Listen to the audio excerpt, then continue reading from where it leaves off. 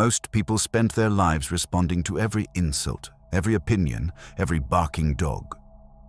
And in doing so, they lose their way. The truth is, those voices were never real obstacles. They make noise, they demand your attention, but behind their loudness, there is nothing. These distractions are not there to stop you.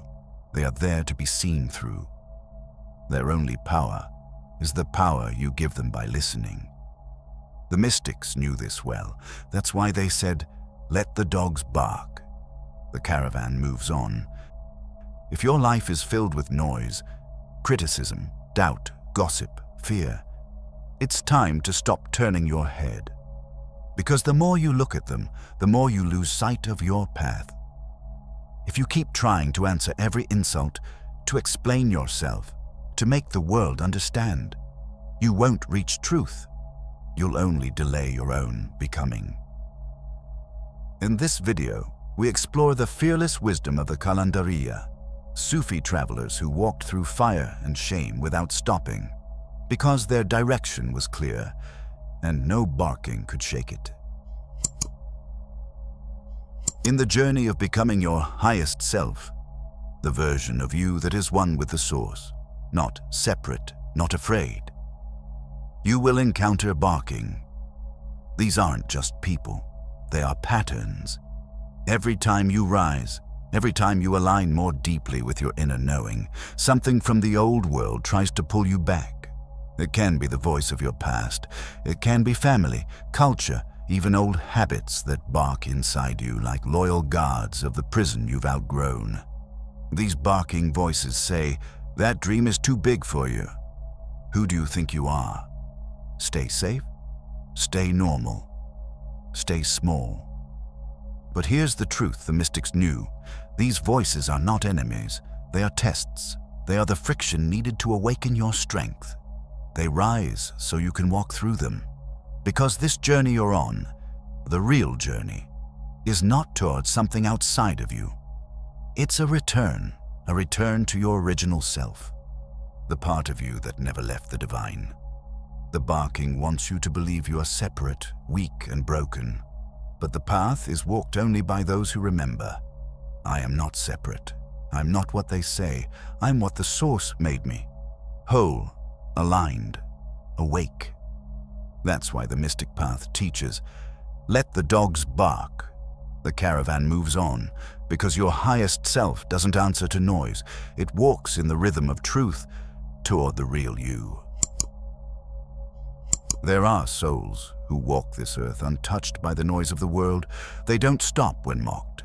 They don't slow down for comfort, and they never trade their truth for approval. These were the Qalandars, wild-hearted mystics of the Sufi path.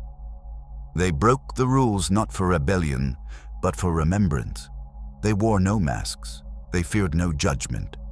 The world called them crazy, but they were drunk with divine clarity.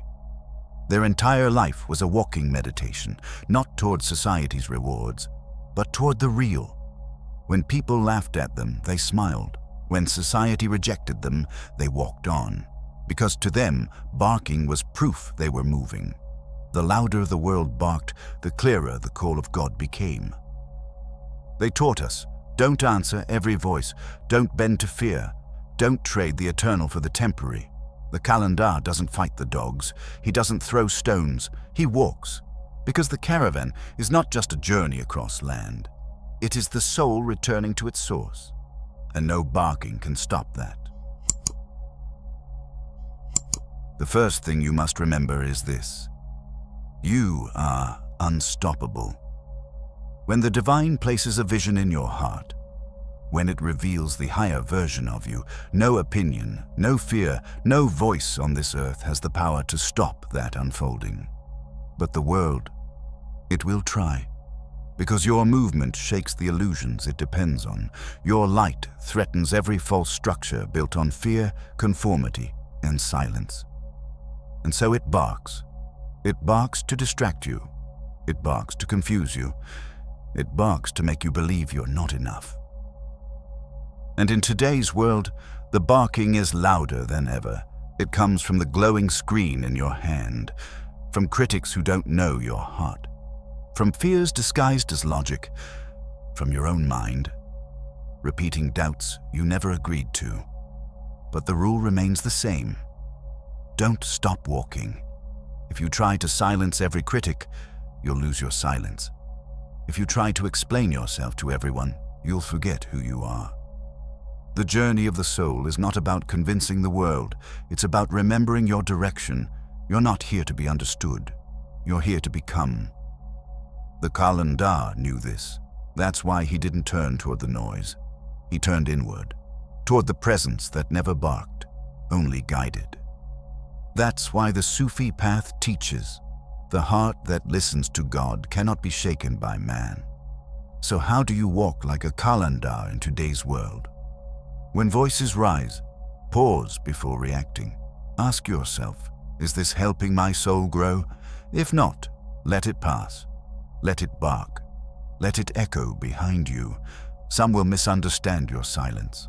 Others will test your calm, but none of them can walk your path. And here is the truth. Your destiny is too sacred to be delayed by noise.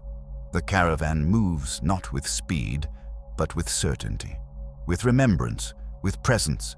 This is the Qalandar's way, not to escape the noise, but to rise above it without bending to it.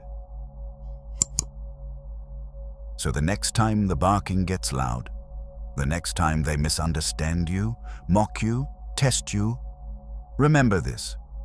The barking is proof you're walking. If they didn't feel your movement, if your presence didn't disturb the illusions, they wouldn't bark at all.